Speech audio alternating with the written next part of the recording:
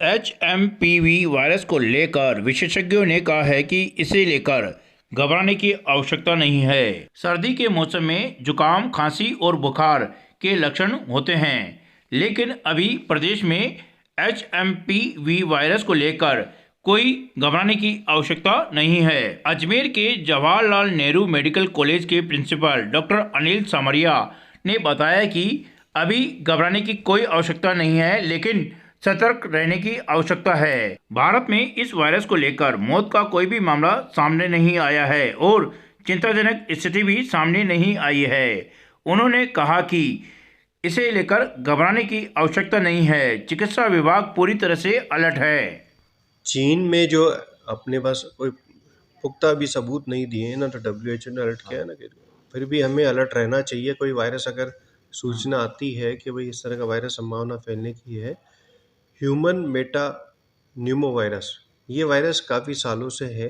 इसकी पहली बार आइडेंटिटी जब पहचानी गई 2001 में पहचाना था, जबकि ये वायरस कॉमन है, काफ़ी सालों से चला आ रहा है। टोटल जो निमोनिया के केसेस आते हैं सालाना, उसमें 6 से 10% cases human Meta Numa virus के हो सकते हैं। तो ये सालों से आ रहा है, इसलिए इससे घबराने की ज़रूरत नहीं है, क्योंकि खांसी, जुकाम, बुखार जो कॉमन रेस्पिरेटरी सिंशियल वायरस करता है या नॉर्मल जुकाम कॉमन कोल्ड का है, वैसे ही इसके लक्षण होते हैं। ज़्यादातर इस वायरस में जो हमें सतर्क रहना है, बुजुर्गों को जिनकी एज 60 से ज़्यादा है और जिनको और भी कोई बीमारियां हैं, COPD, bronchial asthma, diabetes, cancer therapy ले रहे हैं, इम्यूनोसप्रेशन थेरेपी ले रहे हैं, या और कोई कोमॉर्बिडिटी साथ में है, उन्हें विशेषकर ध्यान रखना होगा। बच्चे जो 5 साल से कम उम्र के हैं, उनके लिए विशेष ध्यान रखना होगा, क्योंकि ये वायरस जनरली इनमें गंभीर रोग कर सकता है, बायलेटरल निमोनिया, जो कि कोविड जैसा निमोनिया होता है। ये वायरस एक RNA वायरस है जिसमें म्यूटेशन की काफ़ी संभावना रहती है। साल दर साल चेंज करे, खांसी जुकाम बुखार करता रहता है। अगर ये बायलेटरल निमोनिया करता है बुजुर्गों में तो सीरियस कंडीशन हो सकती है, पर ये बहुत कम जनों में पाया जाता है और कम होता है। जो चाइना की न्यूज़ हमने जानी है, उसमें ये अकेला वायरस नहीं है, बहुत सारे और भी डिजीज़ हैं, जैसे कि माइकोप्लाज्मा निमोनिया है, कोविड है, या दूसरे निमोनिया है। उन सब के कंबाइंड एक, क्योंकि अभी सीजन है सर्दियों का, तो इसमें निमोनिया केसेस आने बढ़ने की संभावना रहती है। तो इसलिए हमें भी यहाँ अगर इस तरह का है, हम सब तैयार हैं, घबराएं नहीं। ऐसा कोई अलर्ट अभी इंडिया में नहीं है और ना ही कोई गंभीर रोग इससे पीड़ित पाए गए हैं। हमने सारी व्यवस्था की हुई है, हमने आइसोलेशन वार्ड भी तैयार किया हुआ है, बच्चों का भी और बुजुर्गों का, तो इसे घबराने की आवश्यकता नहीं है। इसमें सावधानी क्या बरतनी इसमें चाहिए? सावधानियाँ वही बरतनी है जो कि हमें कोविड वायरस में बरती थी। सेम ड्रॉपलेट इन्फेक्शन से ये फैलता है। खांसी जुकाम छींकने के बाद जो वायरस निकलता है इन्फेक्टेड पर्सन से, और दूसरे पर्सन में फैलने की संभावना बनी रहती है।